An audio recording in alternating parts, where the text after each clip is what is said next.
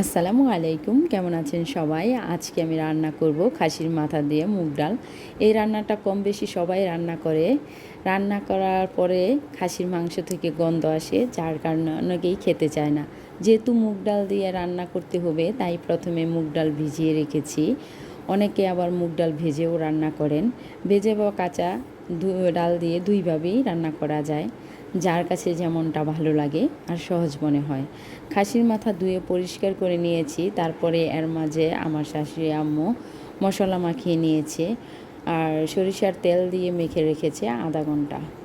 আর যখন নাকি আম্মু মশলাগুলো দেয়, খুবই সুন্দর করে দেয়, আর ওনার মশলা দেয়াটা আর মাখানোটা আমার কাছে খুবই ভালো লাগে।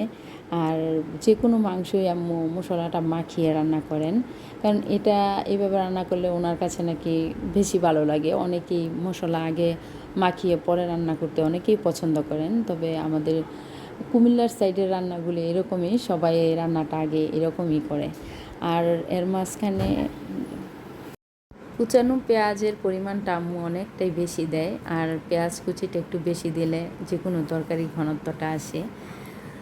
আর সব শেষে আম্মুর যখন মাংসটা মাখানো হয়ে গিয়েছে, আধা ঘন্টা ভিজিয়ে রেখেছে, তারপরে অন্য একটা পাতিলে সরিষার তেল দিয়ে বাগারটা এনেছে। পেঁয়াজটা যতক্ষণ পর্যন্ত বাদামি কালার না হয়েছে ততক্ষণ একটু একটু নেড়েছে। আর যখন আমি নাড়তে এসেছি, সম্পূর্ণ বাদামি কালারটা হওয়ার আগে এই মাংসটা দিয়ে দিয়েছি।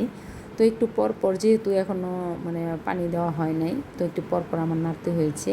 খুবই অল্প পরিমাণে পানি দিয়ে খাসির মাথাটা আমরা সিদ্ধ করে নিচ্ছি, যেহেতু আমাদের ডালগুলো ভিজানোই ছিল।